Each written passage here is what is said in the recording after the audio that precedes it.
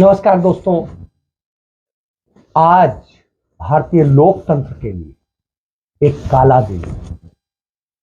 आज भारतीय लोकतंत्र के लिए एक शर्मनाक दिन और भारत के लिए यह सबसे भ्रष्ट दिन है। आखिर मैं ये क्यों कह रहा हूं? जब मैं ये कहता हूं तो कुछ पंक्तियां याद आती हैं। बेईमानी इनका धर्म है, ये नेता बड़े बेशर्म है, सेक लेते हैं राजनीतिक रोटियां, जब देखे तवा गर्म है। तो आप समझिए आज यह स्थिति है और मैं यह इसलिए जिक्र कर रहा हूं कि सबसे पहले कि सदन में, उच्च सदन में और निम्न सदन में भी, यानी लोकसभा और राज्यसभा, तो राज्यसभा में उपराष्ट्रपति ने कहा सदन में पीएम पर बहस नहीं हो सकती क्योंकि वह एक संस्था है। पर उसी पीएम के नाम पर जब एक निजी फंड बनता है जिसकी वेबसाइट में अशोक का चिन्ह लगा होता है और वेबसाइट को gov.in का दिया जाता है जिससे लगे कि ये सरकारी है, जबकि ये किसी भी प्राइवेट को नहीं दिया जा सकता। सभी पीएसयू देश के सरकारी कर्मचारियों और पूंजीपतियों से उसमें धन उगाही की जाती है। तब तो फिर चौकीदार ही चोर है। तो यह जो नारा है यह सटीक बैठता है, सच्चा बैठता है। और इसके अलावा आज जब हिंडनबर्ग की रिपोर्ट आई, रिपोर्ट आने के बाद कल देश की विपक्ष की सबसे बड़ी पार्टी कांग्रेस पार्टी सवाल किए, राहुल गांधी ने सवाल किए, डीएमके ने सवाल किए, टीएमसी ने सवाल किए। यही तीनों पार्टियां सबसे ज्यादा बड़ी पार्टियां हैं। इन्होंने सवाल किए। बहुत ऑप्शन है, आप बताइए कहां से शुरू करें? बिजली, डिफेंस, बहुत ऑप्शन है। Defence, let us start with defence. अब डिफेंस में अदानी जी का कोई एक्सपीरियंस नहीं था, जीरो एक्सपीरियंस। कल मैंने प्रधानमंत्री को एचएएल में देखा। प्रधानमंत्री जी ने कहा कि गलत आरोप लगाया, मगर रियलिटी तो यह है कि एचएएल का जो कॉन्ट्रैक्ट था 126 हवाई जहाजों का, वो अनिल अंबानी को चला गया और अनिल अंबानी बैंकरप्ट हो गया। वहां भी फैसिलिटेशन था। अब देखिए, और ये जो फ्यूचर एंटरप्रेन्योर्स हैं, जो बिजनेस स्कूल हैं, हार्वर्ड यूनिवर्सिटी जैसे स्कूल हैं, इनको इसका केस स्टडी, इसकी केस स्टडी बनानी चाहिए, शायद बने। How to use government power to build individual businesses, case study.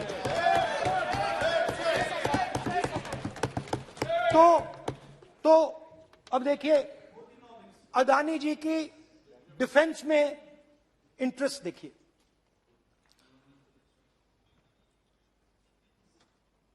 Elbit company के साथ हिंदुस्तान में अदानी जी ड्रोन्स बनाते हैं।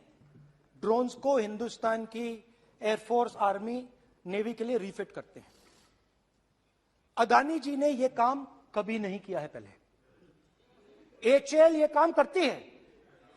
हिंदुस्तान में और भी कंपनीज हैं जो ये काम करती हैं, मगर प्रधानमंत्री जी इजराइल जाते हैं और उसके एकदम बाद अदानी जी को ये कॉन्ट्रैक्ट मिल जाता है, मगर एक नहीं मिलता।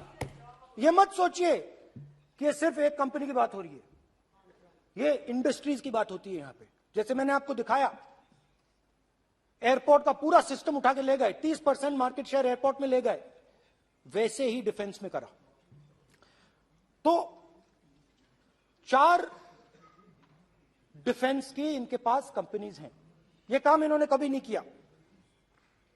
स्मॉल आर्म्स जिसमें टावर है जो हमारी स्पेशल फोर्सेस यूज करती है, आर्मी यूज करती है, जिसमें गलील स्नाइपर राइफल है, ये सब अदानी जी बनाते हैं। सीधा स्ट्रेट इजराइल में प्राइम मिनिस्टर जाते हैं, प्राइम मिनिस्टर के साथ वहां पे मतलब बीच में पैदल चलते हैं और फिर जादू से पीछे से इंडिया का फर्स्ट कॉम्प्रिहेंसिव एमआरओ मिल जाता है मेंटेनेंस के लिए, जहाजों के मेंटेनेंस के लिए। स्मॉल आर्म्स का बिजनेस मिल जाता है, इजरायली जो ड्रोन्स हैं उसका बिजनेस मिल जाता है। मतलब जो हिंदुस्तान और इजराइल का डिफेंस का रिश्ता है वो पूरा का पूरा अदानी जी के हाथ में चला जाता है। खत्म कहानी। हाँ, उसमें पेगासस भी है, तो पता नहीं वहां से क्या मतलब पेगासस कैसे आया, क्या हुआ, किसने दिया। अच्छा, एक और बड़ी इंटरेस्टिंग चीज है, एक कंपनी है अल्फा डिफेंस, जो डिफेंस इलेक्ट्रॉनिक्स का काम करती है, एवियोनिक्स का काम करती है और बहुत स्ट्रेटेजिक कंपनी है, वो भी अदानी जी के हवाले कर दी गई। अदानी जी ने एक्वायर कर लिया। तो आपने देखा कि एयरपोर्ट्स का बिजनेस 30% मार्केट शेयर, हिंदुस्तान और इजराइल का जो वेपन्स का बिजनेस है 90% उठा के ले गए। एक विजिट ये है फॉरेन पॉलिसी। और प्रधानमंत्री से राहुल गांधी ने जो सवाल किए वो 7 सवाल थे कि हिंडनबर्ग रिपोर्ट में देश के बाहर अडानी की सेल कंपनियों का जिक्र, ये कंपनियां किसकी है, सेल कंपनियों में आ रहा पैसा किसका है, सेल कंपनियों पर सरकार ने कोई सवाल क्यों नहीं उठाया, जबकि अडानी देश के पोर्ट्स, एयरपोर्ट्स, डिफेंस को डोमिनेट करते हैं और यह राष्ट्रीय सुरक्षा का मुद्दा है। प्रधानमंत्री की फॉरेन ट्रिप, जो फॉरेन ट्रिप्स थी वो कितनी थी और उनमें कितने में अदानी साथ गए, कितने में उनके बाद उन्हीं जगह गए और वो जगह ठेका पट्टा करवा के लौटे। कितनी बार विदेश यात्राओं में अडानी ने पीएम से मुलाकात की, पीएम के विदेशी दौरों के बाद अडानी उन देशों में क्या करने गए, कितनी बार गए और क्या किया, और भारत सरकार के बैंकों और दूसरी संस्थाओं ने उसमें कितने पैसे लगाए, और वो जो सेल कंपनियां जहां पर पैसा कहीं से आ रहा है वो कहां से है और क्या है। इसके अलावा अडानी ने भाजपा को कितने पैसे दिए, इलेक्टोरल बॉन्ड में अडानी से कितनी रकम मिली और क्या क्या सुविधाएं मिली, उनके तमाम सुविधाओं का भी जिक्र। एक भी ये सारी बातें संसद टीवी के जरिए हमें भी पता चली, लेकिन लोकसभा अध्यक्ष ओम बिरला ने आज आदेश दिया सुबह कि राहुल गांधी ने जितना कुछ अदानी के लिए बोला है वो सब सदन की कार्यवाही से निकाल दिया जाए। और राहुल ही गांधी क्यों, जिस भी किसी नेता ने बोला है वो सारा कार्यवाही से निकाल दिया। कल भी जब राहुल गांधी सवाल कर रहे थे तो भारतीय जनता पार्टी के जो देश के कानून मंत्री हैं किरण रिजिजू और जो पूर्व कानून मंत्री हैं रविशंकर प्रसाद, वो बार बार टोक रहे थे, सवाल उठा रहे थे, और संसदीय कार्य मंत्री प्रहलाद जोशी भी इस पर सवाल उठा, और ये लगातार हो रहा था। तमाम सारे लोग लड़ रहे थे और तमाम सारे लोग इस पर ड्रामा कर रहे थे, मेघवाल लड़ने को तैयार। और स्थिति ये थी, बाद में एक झूठा आरोप लगाती है जो महिला विकास मंत्री है स्मृति ईरानी, उसका फ्रस्ट्रेशन का आरोप दिखता है। वो कहती है इतनी जमीन उसमें अपने लिए गेस्ट हाउस में, अरे भैया अपने लिए क्या, वो सरकार का गेस्ट हाउस, और जाके उसी में आप भी जाती हैं, रुकती हैं, तो उन्होंने अपने घर नहीं ले गए। तो सबसे बड़ी चीज है कि इस तरह की स्थितियां हैं, और जब इस तरह की स्थितियां होती तो आज देखिए कैसे ड्रामा होता है। जबकि संविधान कहता है सदन के अंदर प्रधानमंत्री सिर्फ सांसद है और सरकार का जो सदन का वो नेता है, क्योंकि सदन में वो सबसे ज्यादा संख्या बल का प्रतिनिधित्व करता है। और सदन नेता की हैसियत से वो वहां बोलता है। तो संसदीय दल का नेता होने की हैसियत से वो जाकर के वहां बोलता है। और देश के प्रधानमंत्री का काम नौकरी है, वो मंत्री है, वो संविधान नहीं है, वो संवैधानिक वो नहीं। तो इस चीज को समझने की जरूरत है। लेकिन उपराष्ट्रपति का पद संवैधानिक, राष्ट्रपति का पद संवैधानिक और लोकसभा अध्यक्ष का पद संवैधानिक। तो इनको संविधान की गरिमा के मुताबिक सबको समान भाव के साथ देखने की जरूरत है। वो किसी पार्टी के उस समय प्रतिनिधि नहीं होते, लेकिन हमें पहली बार इस तरह से देखने को मिल रहा है कि चाहे लोकसभा अध्यक्ष हो, चाहे उपराष्ट्रपति हो, चाहे राष्ट्रपति हो, तीनों पार्टी के प्रतिनिधि के ज्यादा दिखाई देते हैं। देश के राष्ट्रपति, उपराष्ट्रपति और लोकसभा अध्यक्ष कम दिखाई देते हैं।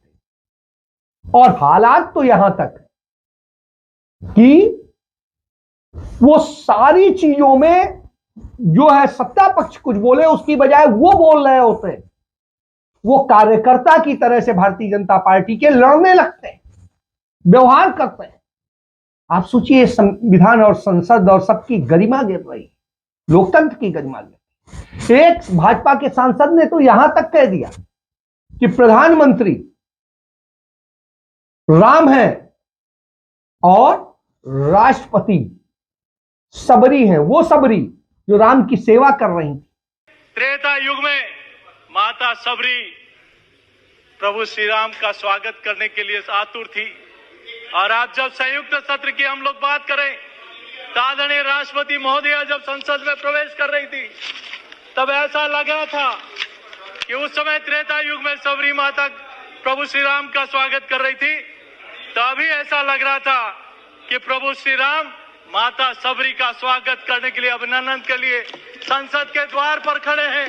उनके स्वागत के लिए, उनके अभिनंदन के लिए उनको बेर खिला रही थी। तो आप सोचिए, वहां से तुलना करते हैं, आप इससे समझ सकते हैं कि अब ये प्रधानमंत्री की बड़ाई कर रहे हैं या राष्ट्रपति का अपमान कर रहे हैं, या ये दिखा रहे हैं कि राष्ट्रपति का मतलब कुछ नहीं होता है। तो यह स्थिति है। चलिए, तो राहुल गांधी ने जो कहा वो तथ्यात्मक रूप से कहा, एक एक चीज, और उस पर कहा कि सवाल। अब उस पर भाजपा के लोग क्या कहते हैं कि आप भैया जांच एजेंसी आपके अंडर में है, जांच आप कराएंगे, कोई और नहीं कराएगा। तो इस बात को आप समझिए। अब ऐसी स्थिति में होता क्या है, कल तो प्रधानमंत्री सदन से भाग गए क्योंकि राहुल गांधी बोल रहे थे, उनकी हिम्मत नहीं थी सामना करने की।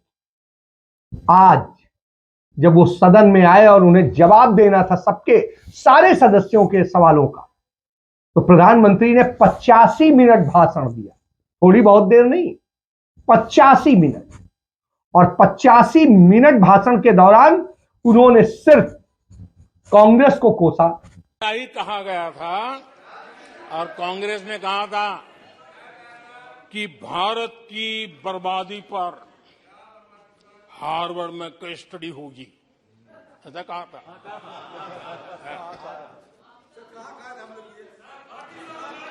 और कल फिर सदन में हार्वर्ड यूनिवर्सिटी में स्टडी की बात कल फिर हुई। लेकिन माननीय अध्यक्ष जी, बीते वर्षों में माननीय अध्यक्ष जी,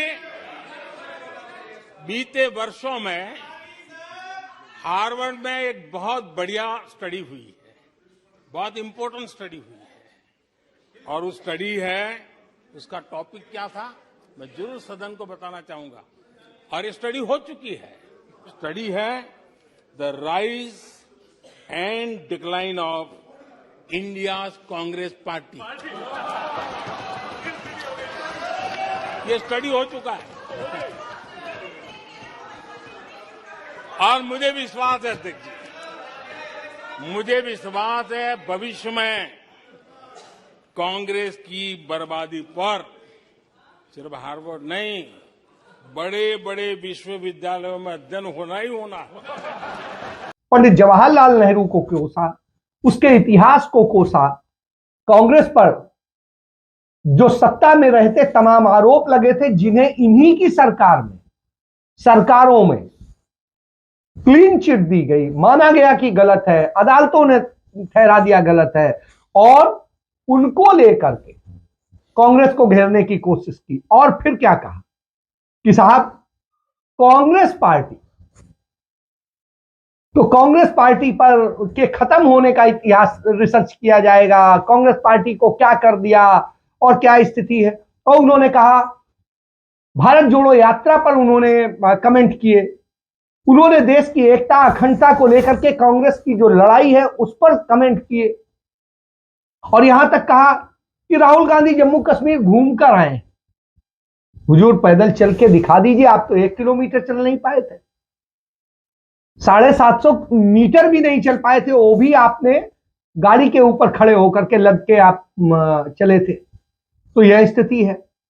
आपने सिद्ध कर दिया जो आप कहते हैं कि जिस तरीके की स्थिति है कि निराशा में डूबे हैं, निराशा में डूबे होते तो आपसे सवाल नहीं करते, आप जवाब खुद देते। और जिस तरीके से बताते हैं कि कुछ लोगों को शांति बिगाड़ने का खतरा, तो आप ये समझिए तिरंगा कांग्रेस ने दिया था, आपने नहीं दिया था। राष्ट्रीय तिरंगा जो है कांग्रेस पार्टी ने बनाया था, इसलिए उसे नहीं डर है, आपको डर, इससे आप समझ सकते हैं। तो जिस तरीके से नरेंद्र मोदी ने कहा, तो जिस तरीके से उन्होंने विपक्ष की एकता को लेकर के भी तंज कसा, और कांग्रेस को लेकर के तो वो जो कसते हैं, और उनकी पार्टी के लोग थपथपा करके खुश हो जाते हैं कि हाँ मोदी जी ने गरिया दिया। स्पीच में 2G, कोल स्कैम, कैश फॉरवर्ड का जिक्र किया। तो साहब जब ये आप जिक्र करते हैं तो क्यों नहीं किसी को सजा सुनवाते? हर मामले में आपके समय में जांच हुई, आपके समय में चार्जशीट हुई, और आपके समय में ही अदालतों ने इनमें सभी को बरी किया और माना कि कोई ऐसा घोटाला हुआ ही नहीं, ये सिर्फ आरोप थे, कोरे आरोप। तो आप बताइए, फिर तो आप ही गलत हो जाते हैं। तो 2004 से 2014 तक की यूपीए सरकार को लेकर के आपने जो कहा, तो इससे आप समझिए। और एचएएल को जिस तरीके से आपने बर्बाद किया, वो सारी चीजें हैं, उन्होंने तो बनाने का काम किया। एचएएल आपकी बनाई हुई नहीं है, आप एक फैक्ट्री का निर्माण आपके समय में कंप्लीट हुआ, लेकिन पूरी एचएएल ही कांग्रेस की बनाई हुई। तो इससे समझिए यह स्थिति है। इसके बाद नाकामी पर बोले कि नाकामी पर विपक्ष को जो है कि वो नाकाम है और इसलिए वो इस तरह से करता है। भारत मदर ऑफ डेमोक्रेसी है। लोकतंत्र में आलोचना का बहुत महत्व मैं मानता हूं, और मैं हमेशा मानता हूं कि भारत जो कि मदर ऑफ डेमोक्रेसी है, सदियों से हमारे यहां लोकतंत्र हमारी रगों में पनपा हुआ है, और इसलिए मैं हमेशा मानता हूं कि आलोचना एक प्रकार से लोकतंत्र की मजबूती के लिए, लोकतंत्र के संवर्धन के लिए, लोकतंत्र के स्पिरिट के लिए आलोचना एक शुद्धि यज्ञ है। उस रूप में हम आलोचना को देखने वाले हैं। लेकिन दुर्भाग्य से बहुत दिनों से मैं इंतजार कर रहा हूं, कोई तो मेहनत करके आएगा, कोई तो एनालिसिस करके कोई आलोचना करेगा ताकि देश को कुछ लाभ हो। लेकिन 9 साल आलोचना ने आरोपों में गंवा दिए। अरे डेमोक्रेसी होती तो राहुल गांधी समेत जो जितने नेताओं ने सदन में बोला था, किसी को गाली तो नहीं दी थी, सवाल किए थे। और जो आरोप एक फर्म हिंडनबर्ग ने लगाए, उन्हीं आरोपों पर आपसे सवाल पूछा। फिर आप क्यों डर गए? फिर क्यों नहीं उस पे बोले? क्यों आपको डर लगता है कि आप चीन का नाम लेने से डरते हैं, आप जो है अदानी पे बात करने से डरते हैं, आप तमाम उन पूंजीपतियों पे बात करने से डरते हैं, आप उस वैश्विक रिपोर्ट पर डरते हैं जो कहती है कि देश के अंदर सबसे ज्यादा भुखमरी है, आप उस रिपोर्ट से डरते हैं जिसमें कहा जाता है सबसे ज्यादा असमानता है। आप उस रिपोर्ट से डरते हैं जिसमें कहा जाता है कि भारत सबसे ज्यादा नफरती देश बन गया है। आप उस रिपोर्ट से डरते हैं जिसमें कहा जाता है कि भारत सबसे बड़ा बेरोजगार देश बन गया है। आप उस रिपोर्ट से डरते हैं जिसमें कहा जाता है कि भारत अपने पड़ोसी देशों से भी गई गुजरी हालत में पहुंच गया। आप खुद कहते हैं कि 81 करोड़ लोगों का पेट आप 5 किलो अनाज दे करके भर रहे हैं। तो साहब, इस हालत पे फिर कौन ले आया? क्योंकि कांग्रेस के समय में तो ऐसी स्थिति नहीं थी। लोग अपना खुद कमाते थे, खाते थे, आत्मनिर्भर थे। आपने आत्मनिर्भर का नारा दिया और निर्भर कर दिया, भिखारी बना दिया। तो देश को सबसे बड़े दुनिया के भिखारी देश भारत बन गया। इसके लिए आप वाहवाही लीजिए। आप जब कहते हैं विपक्ष जिसे अहंकार में डूबे लोग हैं और सारी चीजें, अहंकार तो उनको नहीं है। वो तो पैदल चल रहे थे, एक एक आम आदमी से मिल रहे थे, कीचड़ में भी चल रहे थे, दूसरी चीजों में भी चल रहे थे। अहंकार तो आप में है कि आप तो वो रेड कारपेट के अलावा पांव नहीं रखते हैं। इतना महंगा मशरूम आप खाते हैं, दुनिया का सबसे महंगे विमान से आप चलते हैं, दुनिया के सबसे महंगे प्रधानमंत्री आप हैं। तो ऐसी स्थिति में आप कैसे कह सकते हैं? आप कहते हैं देश के 140 करोड़ लोग मेरा सुरक्षा कवच है। 140 करोड़ कैसे हो सकते हैं हुजूर? आपको जिन्होंने वोट दिया है उनकी संख्या 22 करोड़ है। तो आप इससे समझ लीजिए। और यदि आपको 22 करोड़ दिया है और टोटल जो वोट पड़ा है उसका आपको सिर्फ 38% वोट मिला है, 62% वोट आपको नहीं मिला है। इसलिए 140 करोड़ आपके पास नहीं है। आपका फ्रॉड, आपका झूठ, आपकी जुमलेबाजी, ये सब आपका है और इसके बूते आप खड़े। तो आप ये समझिए, आप कहते हैं इनकी गालियां, उनके आरोपों को कोट कोट भारतीयों से होकर के गुजरना पड़ेगा। तो साहब, जनता के साथ होकर के तो वो गुजर रहे हैं, आप नहीं गुजरे हैं। आप तो एयर कंडीशन गाड़ी से और भारी सुरक्षा व्यवस्था से निकलते हैं, कोई आसपास नहीं फटक सकता। और आपने लूट का एक पूरा तंत्र बना दिया है कि लूटिए लूटिए और लूटते रहिए। तो साहब, ये दशा आपने कर दी। तो ये है आप। और देश में नफरत इस हद तक भर दी है आपने कि आज इसको लेकर के मल्लिकार्जुन खड़गे ने बड़े अच्छे ढंग से बताया कि किस तरीके से आपने सबको डराने के लिए बहुत सारे हथियार छोड़ रखे हैं। जुमला बोलिए, कहा था ना खाऊंगा ना खाने दूंगा।